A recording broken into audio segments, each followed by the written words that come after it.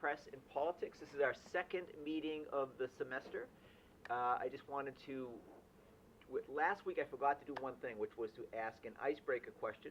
And so the icebreaker question of the week is favorite ice cream. So it's just kind of a little way of getting everyone involved. So I'm going to answer first, and I'm really boring, so I like vanilla. I will go next. There is a great burnt sugar ice cream that they serve at Christina's in Cambridge, which is my favorite ice cream shop and my favorite ice cream. Let's add. Oh, by the way, add your name. Sorry, name and ice cream shop if you have a favorite ice cream shop. I'm Michael. Sorry.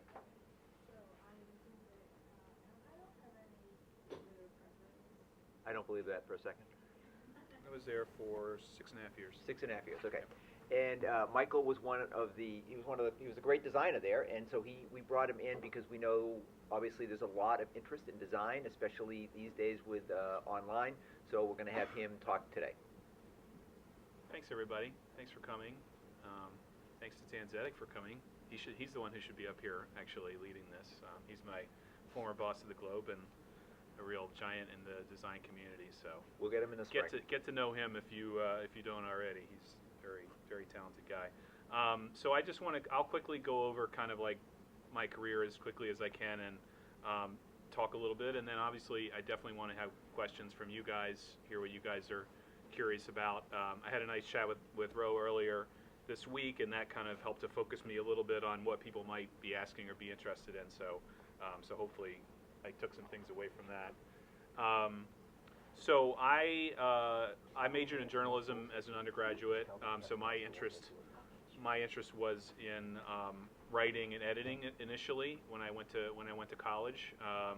And I came out of college with my journalism degree, and I was very eager to get started and work for a newspaper. And fortunately, I was able to get an internship, and then I kind of stuck around until it just made them hire me because I wouldn't leave. And I think it was a little easier to do that back then. But so I started out in writing and editing as a copy editor for a few years, and then I got really interested in design, and I had done a little bit of it in college, but not very much. I just thought, hey, that looks interesting, and I was at a paper that had a really great design staff, really very talented people, and they were great about letting me kind of try a few things, and so I sort of tried a few things and, just kind of tried to learn as much as I could, ask a lot of questions, and I learned design, and this was at the Virginia Pilot in Norfolk, which for many years was one of the leading design papers in the country. Just really did amazing news design. Really, they had at the very top of the field.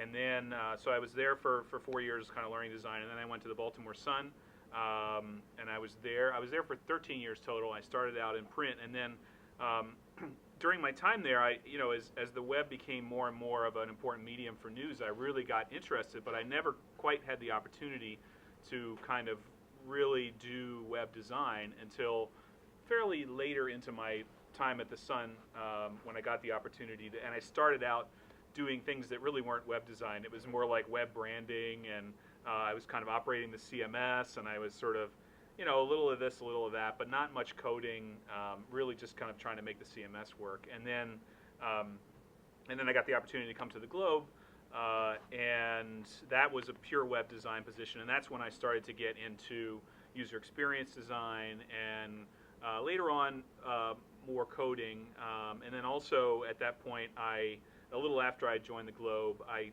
became the design director for BostonGlobe.com, which included the sort of UX design of the site, but also I was overseeing a team of people who were doing sort of custom presentations. So some of the bigger, a spotlight presentation or something like that, where we needed something that was more than just the kind of standard template. That's what the team I was working with would do. So I've had kind of a long, and varied, I guess, career, starting in editing and writing and moving into design. And so I don't really come from a formal design background. Pretty much everything I know about design I've learned on the job, or conferences, or classes here and there. But it's been really great because I've had really generous colleagues and people that, especially when I got to the Globe, and I asked a lot of dumb questions, and people were very patient with me and answered them, and I'm very, very, very thankful for that, because I had a lot to learn, and that's the biggest thing. I think for me has always been, I've always kind of wanted to I get bored kind of quickly sometimes, and so I'm always looking for something new to learn about, and so I'm always trying to ask a lot of questions and figure out and learn from the people around me, and I think that's obviously something that everybody here, can do and should do. And so one of the things that I was thinking about in kind of preparation for this talk, a lot of people think about now when you think about journalism, obviously you think about the technology of journalism. And the first thing I want to say is I think there's still so much room for people who love writing and editing, and great writing and great editing still have a ton of value and importance in the journalism world. So I don't want anything that I say after this to diminish that at all. And that's how I got into this business, and that's, I think, still the heartbeat of it. And that can take a lot of different forms now. It may not necessarily be the 3-part series that takes up 4 pages in the newspaper every day, but writing and editing are still extremely important, if not more important, because people's attention span is so limited now that everything you do has to be very tight, very compelling, and I actually think there's a little bit more pressure on that. It's fewer words, but the words have to mean a lot more, and they have to be really carefully selected. So I think the heart of anything great that you see in journalism, online, in any medium, is good editing that brings you the story in a compelling way, and in a way that respects your attention that you've given, because in this world we have lots and lots of places to give our attention, and if we as journalists don't present things that respect that and that engage that, then we're not fulfilling our duty as journalists. So that's the first thing I would say. In talking about kind of the role of technology in journalism, obviously it's changed a ton since I started in the business, but I think really for the better. I love the way that we can tell stories now online, where we can bring in so many disciplines, so many ways of telling stories. I just think, I know that business-wise this is not the golden age of journalism, but I think that from the standpoint of being a consumer of this media and being able to immerse yourself in these stories, I think we are in the golden age of journalism now, and we have so many great tools at our disposal. And when I was talking to Ro earlier, she was asking me a little bit about kind of like how do we as journalists think about what technology we should learn, or what we should do to kind of prepare ourselves. There's so much out there. There's so many different languages and programs, and there's so many things that you could potentially put your attention to and put your learning to, and some of those things are obviously necessary. I think the biggest thing for me, and the one thing that I always say, is educate yourself to the degree to which you have a good understanding of what is possible. So keep your eyes open. If you see something great online, try to figure out how did they do that, what technologies did they use to do that, and try to understand the capabilities. At least you don't have to understand every language, but if you understand what's possible, then that opens up the door to saying, okay, I want to do this. I don't know how to do this piece of it, but I can find someone who does, and I can work with them and collaborate with them. And anything that you see, any piece that you see that I worked on or that anybody worked on, it's not a one-man or one-person job or two-person job. It's a 6 to 7 person job, and that means that you as aspiring journalists need to make friends with people who have different skills than you, and understand that everybody brings a different skill to the table, and can really contribute in great ways. So I think collaboration is a huge key to what journalism is now, and doing great digital journalism cannot happen without collaboration. So when you think about, and the other piece is, again, like, figure out the story you want to tell, and figure out what do I need to tell that story. And everybody can, and you can be the person who kind of orchestrates it all and says, okay, I'm going to this person because I know they have an expertise in this, and I'm going to sort of tell them, here's what I want to do, can you help me out? And the key to that, though, is understanding that that person is going to have their own perspective on what you're trying to do, and you need to be open to that and to listen to them and let them shape the project too. So it might be your idea, it might be kind of where you started it from, and I experienced this many times. You know, I might have an idea of something, and I put it out to the group, and they come up with things that are so much above and beyond and better than what my original idea was. So if I had just sort of said like, well, this is what I want to do, and I want you to do this, and you know, just that's all, then I don't get those ideas.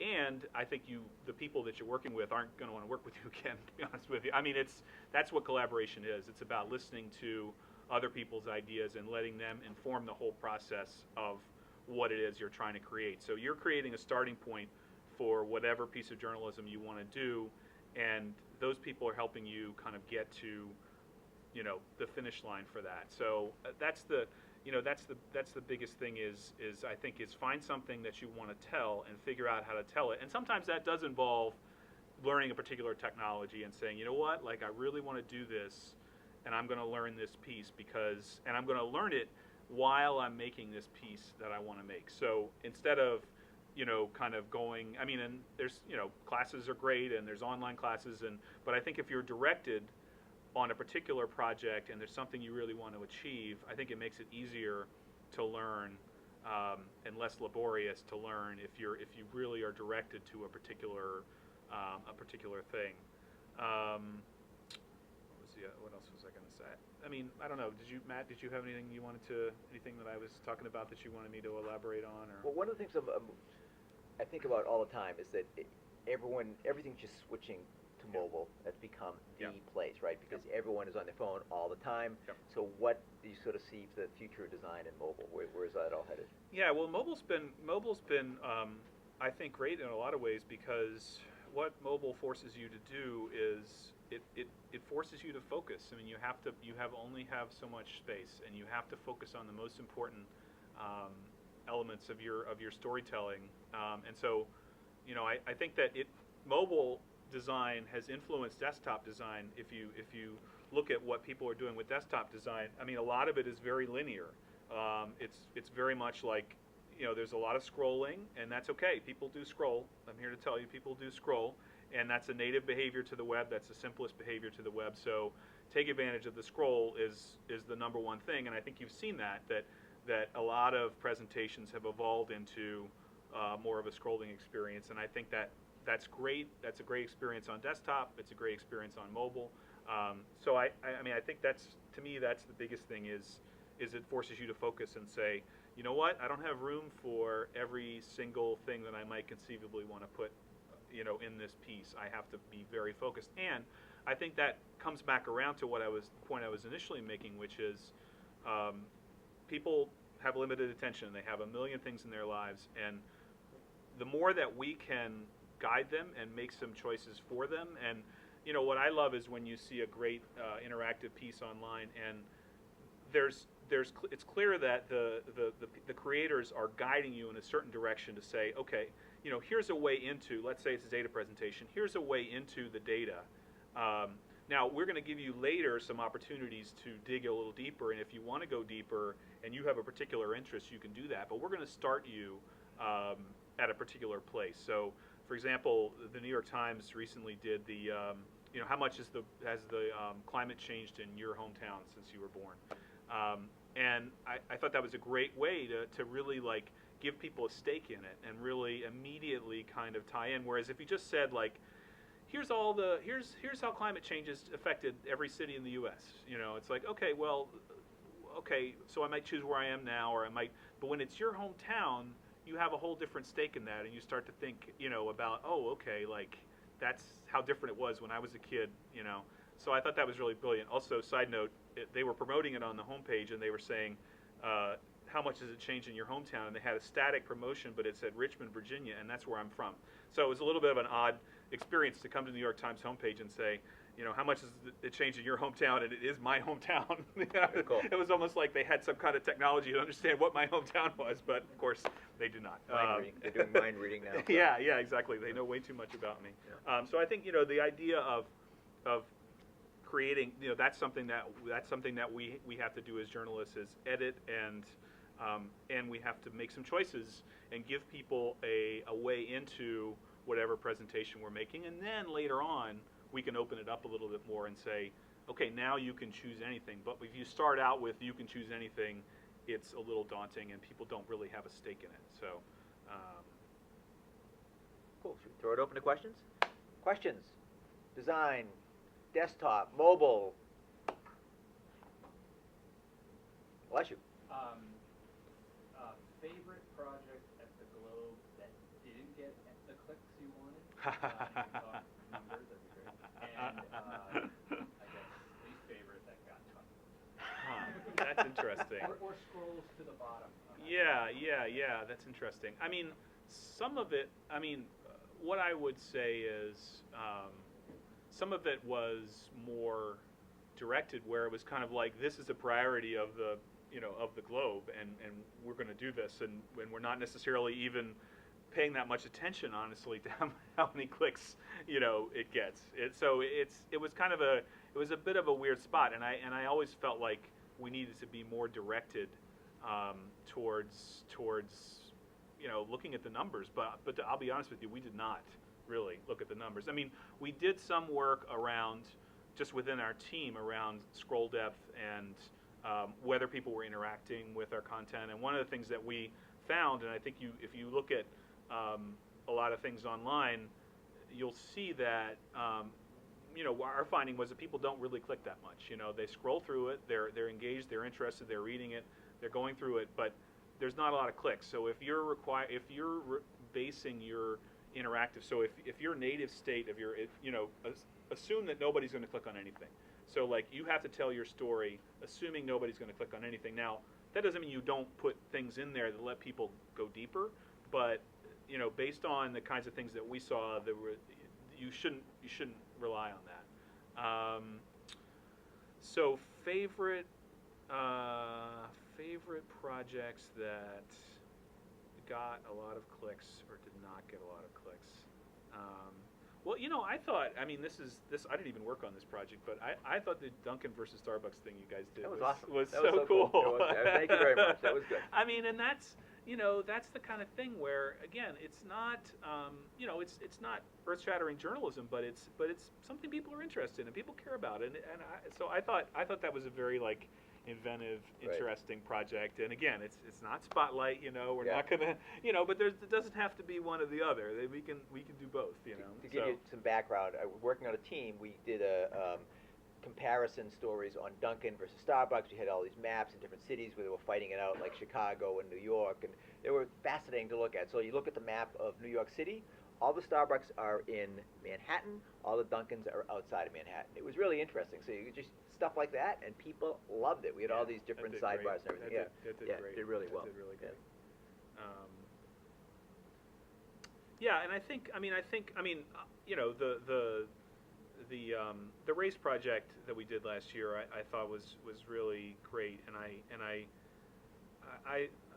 felt like that came pretty close to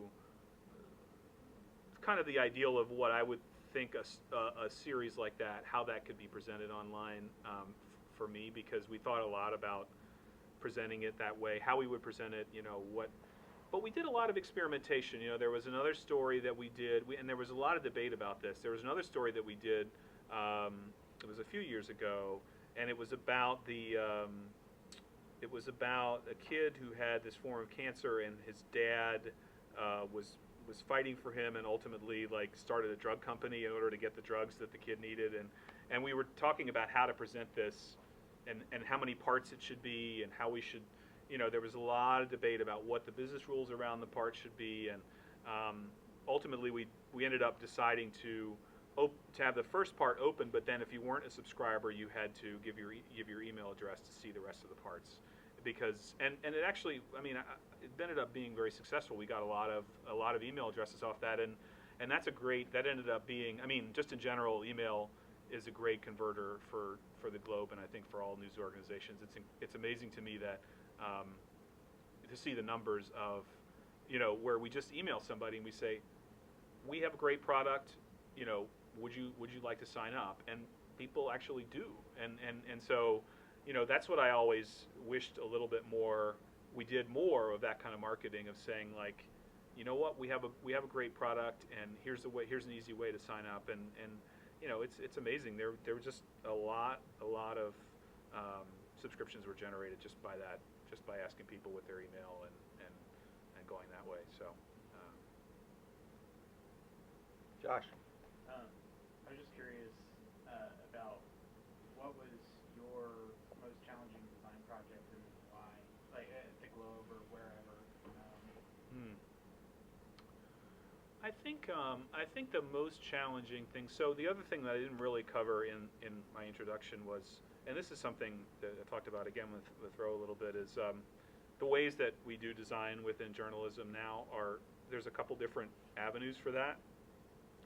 So one of them is, kind of the really pure kind of user experience design, which is where you're working on the system of the website. So you're, the bostonglobe.com and the templates that are involved with bostonglobe.com. And so those projects tend to be really big and really long and generally really complicated because you have a lot of different competing interests. You obviously want a great user experience. As a user experience designer, you want the user to come and have a great experience, but there are these business needs of people on the business side saying, well, but we need this many conversions, or we need, so you're trying to kind of balance those two pieces. So those are really big and complicated projects, and I think really challenging. And the biggest one that comes to mind is we did a redesign of the sports section of bostonglobe.com, the individual team pages, and that was a huge undertaking, and I think not entirely successful,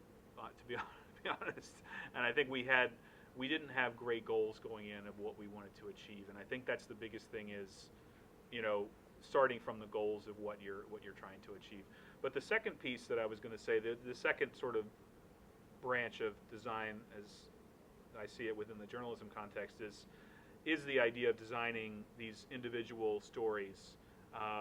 And that, to me, that's the really fun part, because you do have a lot more flexibility, and you have a lot more freedom to design something that really kind of meets the aesthetic needs and obviously the user needs in a really specific way. So you have less concern about are you going to, what's the recirculation going to be? You just want to present this in the best way that you can. So those are fun. And the race series is an example of kind of the latter, where myself and a couple other designers work together to sort of create the kind of visual language for the entire piece, and then we also made the individual pieces that were within that. So different types of charts, maps, other ways to illustrate the story. And we had so that's those are the kind of two ways. And I think that the UX design, kind of system design, the stakes are higher because you're talking about so many more pages. You're talking about every story on your website, basically.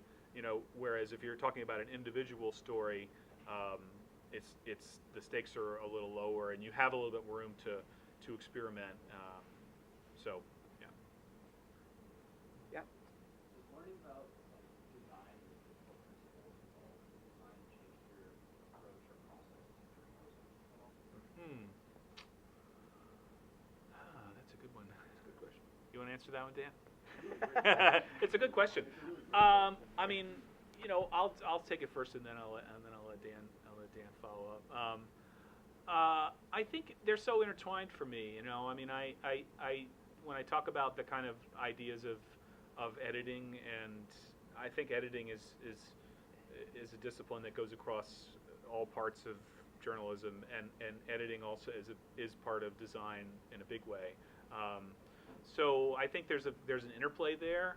I don't know, how much design changed my thinking on that, but I think there's definitely an interplay there, and there's a need to apply the same kind of editing standards, and obviously they're not going to be exactly the same, but the same ideas and the same principles across all the disciplines that we have in journalism. It's a really great question.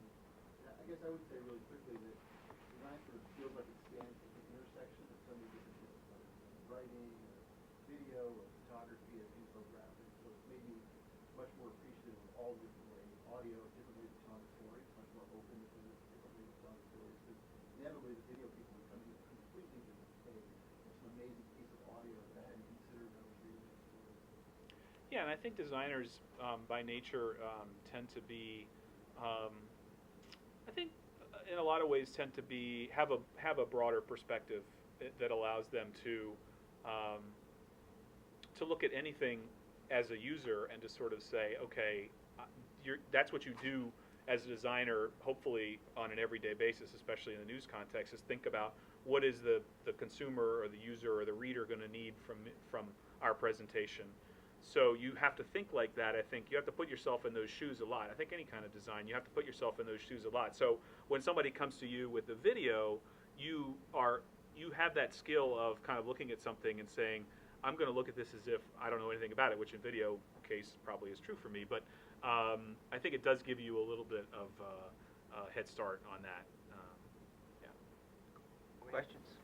Is Eileen, is that what it is? I'm wondering if you have insight into, if you're working at a smaller location that might not have many resources, Yeah. might not have as many tech-minded people on staff. Is there small ways we can incorporate data and design in a way without? Yeah, well, one of the great things now is that there are a lot of resources that you can join that will allow you to sort of tap into some of the expertise of people at these other papers. So, for instance, NICAR, which is the National Institute Computer Assisted Reporting yes. conference in either February or March. Go there. It's awesome. Yeah, it's an awesome conference. I agree with that. They have a listserv, which you can sign up for. I believe you can just go to their website, and it should be there if you search NICAR listserv.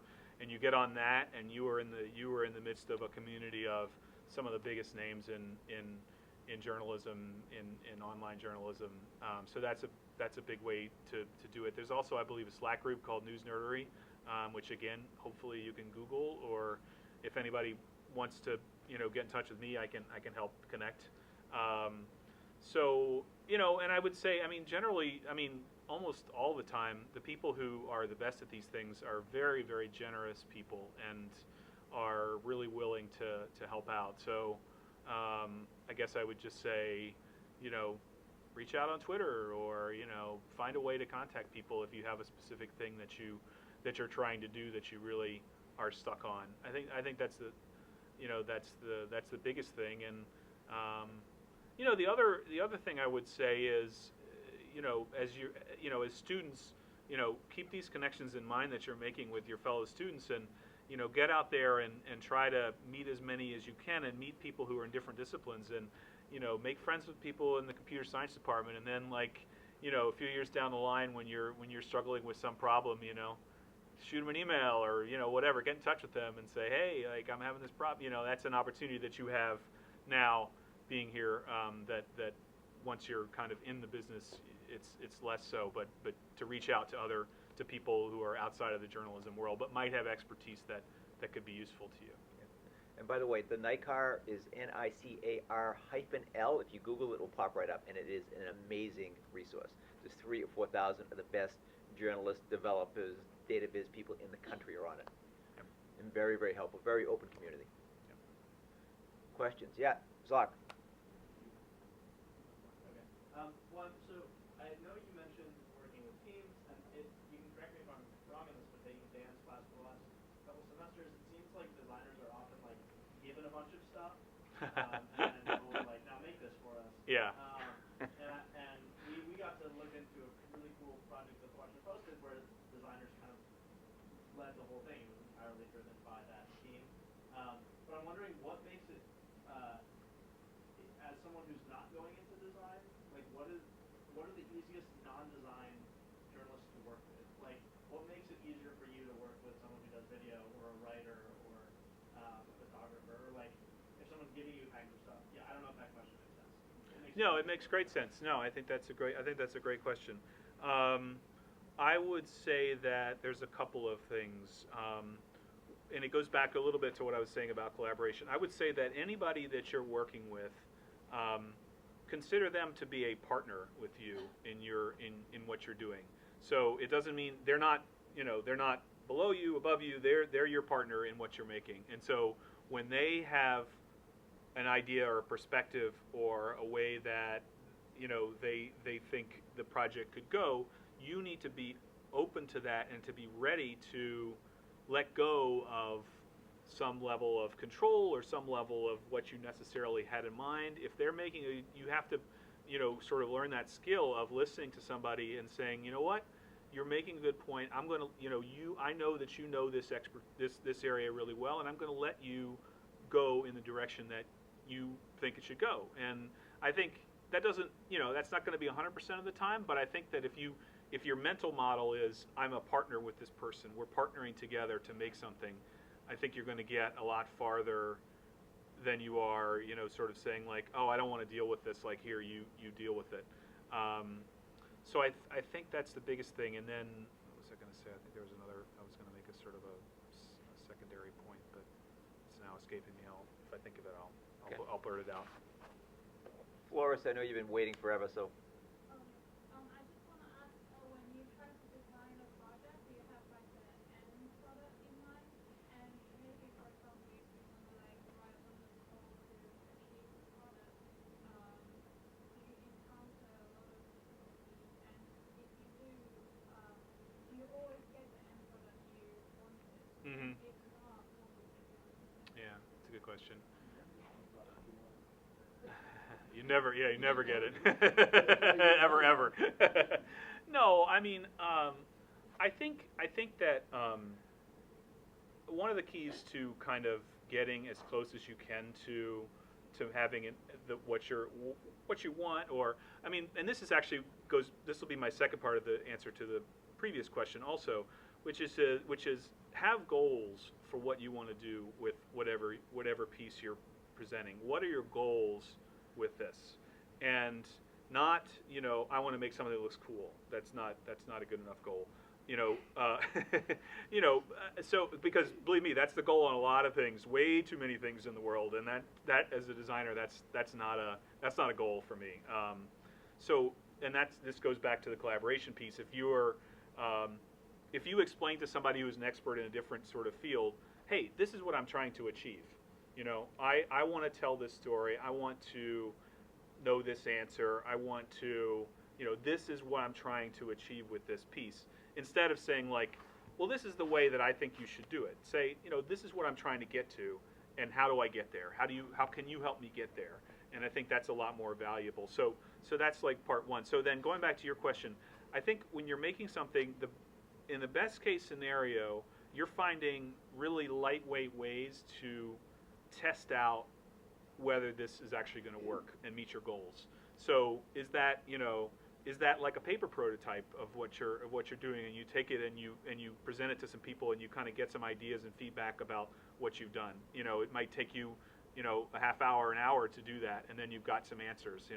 Is it a a wireframe? Is it something that's coded but it's very lightly coded and has very little kind of design to it, but just trying to get those answers before you get too far along, you commit too much time to the actual implementation, I think is key. That's key, like across the design world, the business world, everywhere. The more that you can find the answers to your questions and try to understand what's going to meet your goals before you start committing a ton of resources to make it into kind of a fully produced piece, I think that's really important, just from the tech side. Does that answer your question, or okay?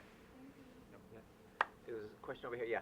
Yeah, you spoke this a little bit in the answer you just gave, but designers in a lot of disciplines are big on prototyping, rapid iteration, Yep. A/B testing, all that kind of stuff. I'm curious how you think about that in design for journalism, because like at the end of the day, you can't A/B test it in rapid time. That's right. And I do think that there's a place where that kind of diverges a little bit.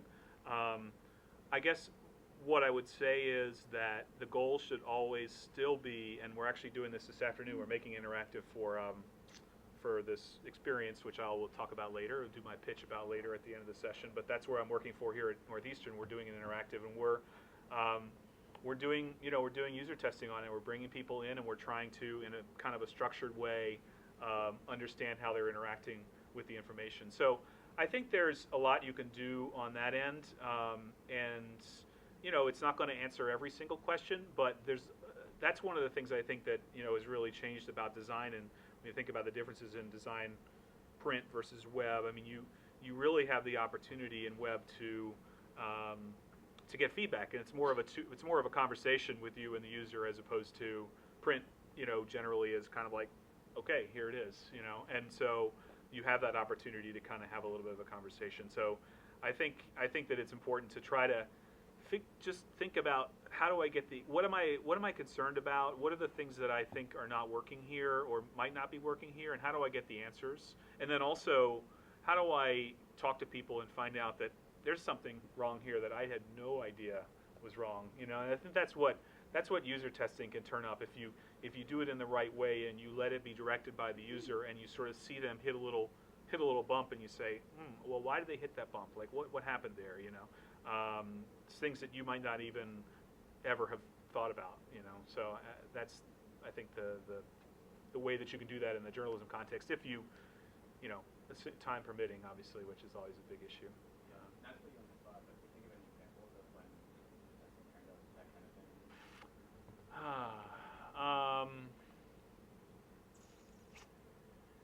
I'll be honest with you, I can't really at the moment. Sorry. One more question? Yeah? Okay. Yeah, actually, I'm not a student in That's okay. What's your... I'm in psychology. Okay, all right, cool. And the reason that I wanted to come here is because I think there's a lot of parallels. I work with people who do our research. We want to eventually have a product that reflects our findings, that conveys our findings to the audience, and we hope they will accept our findings, but we don't want to be completely driven by what they want to see. We have our own principles. Sure. So I think I wanted to ask you, I think we have this key issue in publishing in academia, where all the traditional journals are still kind of sticking to the format where you are expected to, at the end of the day, to be print. Yeah, which sure. obviously isn't the best way to convey a lot of the findings that you want to put out. Mhm. And I think in this regard, journalism is way ahead of academia. And I just wanted to ask, historically, do you see any inflection point where people started switching from, the more traditional print model to like more interactive? What was that driven by? Was it more by consumer? Was it more because the leading, the leading publishers started pushing for that? I think in academia it's hard. There's no profit, right? And that drives. Right. Well, I don't know if I can address the bigger question, but I will say that for me, the inflection point was the iPhone. And that was when everybody has a news reading device in their pocket. And it's been a long kind of progression, and definitely starting out with like people saying the web was a flash in the pan, and you go through all that. But to me, if you want to point to one inflection point in terms of news specifically, I think it's this, and I think that's continuing to shape so much of everything that we're doing and that everybody's doing is the idea that everybody can, and for news, this is a natural sort of thing. You want to know it quickly, so it's a little different than the academic side of things. So yeah, I don't know that I can. I'm not sure if I can give a better answer than that in terms of in terms of the kind of.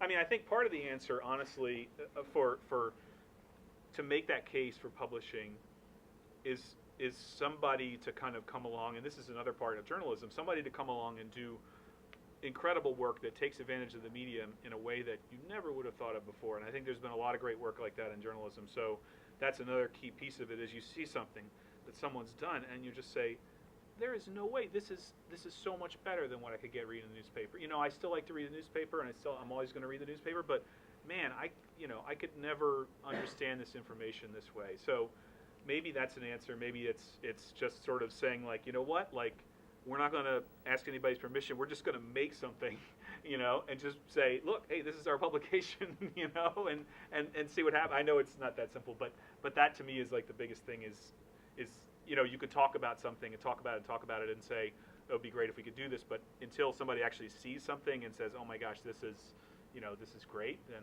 yeah. Cool. And so, You can I wanna make my pitch? make your pitch. Yes. So I now work for Experience, which is an online magazine here at Northeastern, but it's a magazine about experience in all its forms, and it's not really about Northeastern. It's about experience and the ways that experience inform our lives. I think we're thinking of it in terms of active experience that's sought out, as opposed to, you know, you're just kind of sitting passively. So we're trying to write about experience in all its forms, and I think we're doing some really interesting things. We're working on a great project with Dan right now, which is about the immigration experience, and we're letting you, as a user, take on the persona of a particular immigrant in a different period in history, and follow that person's trail and make some choices along the way, and really try to understand what it means to be an immigrant. And of course, some people I know have had that experience firsthand, but I think that what we're hoping to do is build some empathy there for that process. So we are at expmag.com. We're on Twitter at exp_mag. We're on Instagram at expmag, and we're on Facebook, Experience Reads. So we would love for you guys to follow us and like us on all those platforms, because we will be, you know, getting our stories out there. We'll have a newsletter soon, which we don't have the sign up for yet, but keep that in mind. And for myself, I'm Michael Workman on Twitter. And also michael.m.workman at northeastern.edu. Please feel free to reach out if you have questions. I'm happy to, you know, to talk to whoever. And yeah, I think that's the Great. Thank you very that's much. the full spiel. We'll put those names right on the whiteboard here. Yeah. Okay, cool. Great. All right. Thank you very much. Thanks, everybody. Next week we have next week is the Dorchester Reporter woman, right? Yeah, Jen Smith from Dorchester Reporter, so it's a local news kind of day. So it should be a lot of fun. So see you next Thursday at noontime. And if you